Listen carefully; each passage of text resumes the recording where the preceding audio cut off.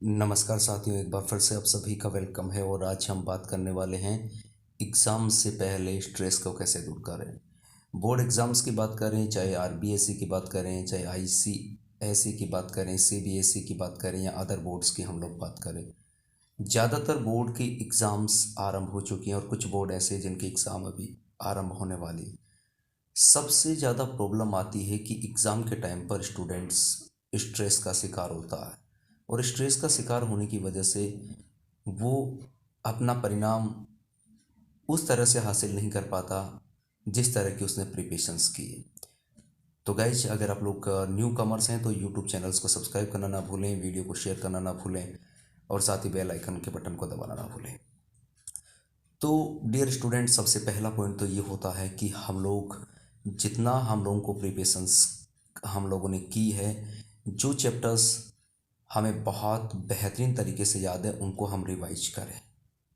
दूसरा पॉइंट हमारे सामने ये आता है कि अगर आपको कोई ऐसा कोई चैप्टर जो बहुत टफ लगता है, उसे सोल्व करने के लिए आप अपने टीचर्स की यानी कि एक्सपर्ट्स की सहायता लें, सो दैट उसे ईजी वे से आप लोग लर्न कर सकें।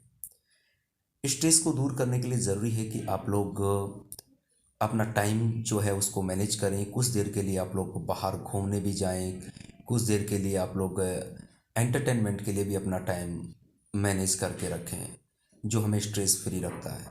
योगा करने की कोशिश करें, जिसमें डीप ब्रीथ लेना, इनहेल और एक्सेल करना भी इन्वॉल्व होता है। इसके अलावा आप बराबर नींद लें और भोजन भी पर्याप्त मात्रा में लें। इन कारणों से भी आपको स्ट्रेस होता है।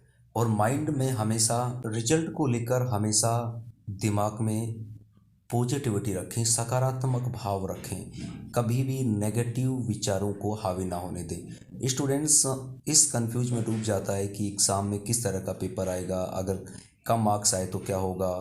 कभी भी इस बात की आपको फिक्र नहीं करनी, आपको अपनी मेहनत पे भरोसा करना है, क्योंकि भगवान श्री कृष्ण ने गीता में कहा है कि अच्छी नीयत से किए गए कार्य का परिणाम हमेशा अच्छा होता है। तो इसलिए कर्म ही पूजा है कि सिद्धांत को ध्यान में रखें।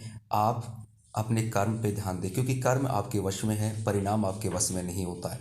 इसलिए हमेशा अपने दिमाग को सकारात्मक विचारों से भरा हुआ रखें, अपनी पढ़ाई पर फोकस करें, चैप्टर्स को रिवाइज करें, अच्छी नींद लें और सकारात्मक भावों का समावेश करें, योगा करते रहें। साथ ही इस वक्त एक इम्पोर्टेंट पॉइंट ये भी होता है कि जो पेरेंट्स हैं वो भी अपने बच्चों का इस समय विशेष ध्यान रखें, उनका सपोर्ट करें और उनका हौसला अफजाई करते रहें। मार्क्स पे कभी भी जोर ना दें। जब हम लोग सिर्फ और सिर्फ मार्क्स पे जोर देना आरंभ कर देते हैं तो तनाव का शिकार हो जाते हैं। इसलिए मार्क्स को ध्यान में नहीं रखना है, आपको अपनी मेहनत पे ध्यान में रखना है। मैंने अभी कहा आपसे कि भगवान श्री कृष्ण ने गीता में भी यही कहा है कि परिणाम हमारे वश में नहीं होता। इसलिए परिणाम पर ध्यान नहीं देना, हमें कर्म पर ध्यान देना है।